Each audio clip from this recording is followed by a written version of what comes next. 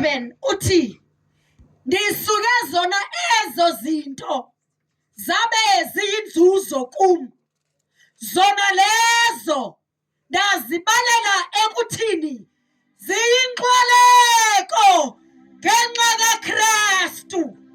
Verse 8, ewe okunene ndisuka izinto zonke ndizibalele ekuthini ziyinxwaleko ngenxa yokongama kokumazi uKristu Yesu Nkosi yami, endithe ngenxa yakhe donakalelwa zizo, endithe ngenxa yakhe donakalelwa zezi zinto zonke, endithe ngenxa yakhe donakalelwa zezi zinto zonke, endithe ngenxa yakhe donakalelwa zezi zinto zonke. Hallelujah! Endithe ngenxa yakhe ndalahlekelwa donakalelwa zezo zinto zonke. Hallelujah! Ngenxa yokongama kokumazi ndalahlekelwa. Alibongwe igama likaJesu. Hallelujah!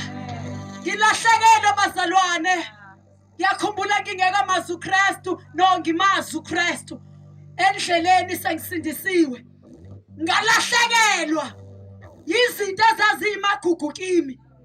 Bekuthi uma kufika uJuly, ngoJuly bayazi abantu ukuthi iyeli kuyangeniswa kwaSARS. Alibongwe igama likaJesu. Athi-ke uSARS, uma ungafuna ukuya ebranchini, yenze i-filing kwi-system.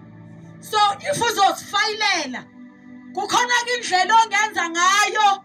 Uyathanda ukwenza kahle noma uyathanda ukwenza ngendlela ozomanipulate i-system yenze lento efunwa nguwe. Alibongwe igama likaJesu. So uma sifayila, ngisifakela wama figures afunwa yimi. Akibazalane kwi-filing, kuwe osifayilelayo bese uyasubmit. Alibongwe igama likaJesu. Hallelujah! Kwenzeke kabazalwane ngisubmite le figure efunwa yimi. Uma ngikhuluma ngefigure ngikhuluma ngemali efunwa yimi, hayi le ekhona kwi-system, ngoba umuntu uyayifakela. Mayivalwa i-system iyabuya imali.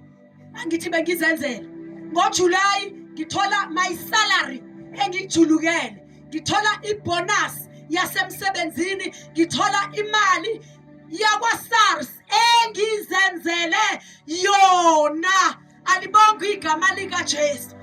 Uma sekongama uKristu, uma sekongama uKristu, ngalahlekelwa abantu besidla imali yakwaSARS. Ngalahlekelwa ngangabi sakwenza lokho ngenxa yokongama kokumazi uKristu. Ingakho lithi izwi lenkosi, ngenxa yakhe ngalahlekelwa. Alibongwe igama likaJesu. Hallelujah! Uthi omunye, mina nganginezinyo negolide, kodwa uma kufika uKristu ngalahlekelwa yiloko. Omunye ngalahlekelwa ubaba wengane, omunye ngalahlekelwa yilokhuya. Alibongwe igama likaJesu. Hallelujah! Alibongwe igama likaJesu. Uthi kuMaster Paul, konke lokho ngakushaya indiva ngenxa yokumazi uKristu. Alibongwe igama likaJesu. Uthi konke okwakuyinzuzo kimi ngakushaya indiva. Alibongwe igama likaJesu. Hallelujah!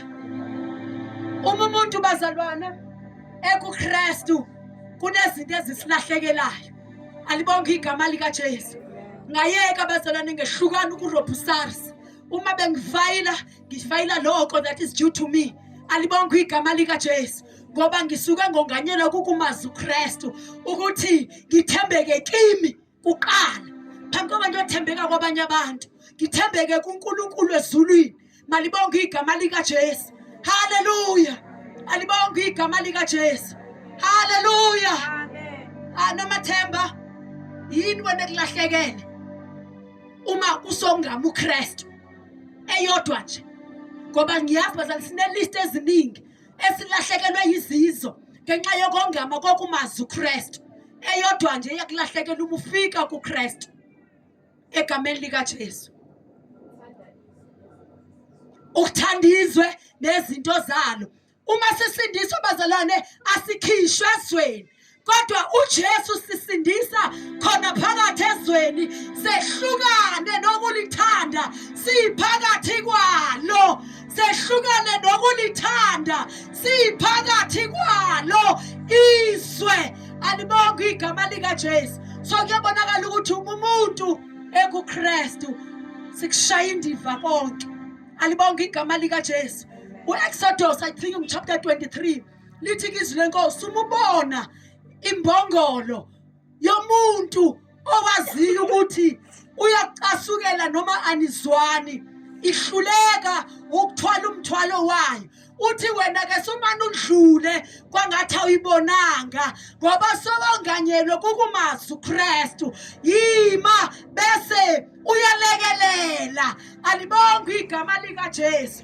hayi ukuthi imbongolo yesitha sami manje uKristu sifundisa umthetho wakhe ukuthi sifunde ukugcina umthetho wakhe alibonke igama lika Jesu haleluya ngibingelela abazalwane ekseni ngalawo mazwi ukuthi uma sikuKristu khona izinto esayishaya indiva sasibalele kuthini izikunkuma ngenxa yokumazi uJesu alibonke igama lika Jesu haleluya haleluya asiphakamiseni izandla bazalwane egameni lika Jesu uma ungalimela umkhono alibonke igama lika Jesu haleluya alibonke igama lika Jesu haleluya siyabonga abazalwane ekseni sizophuthuma ke abazalwane egameni lika Jesu ngicela baqala ukufika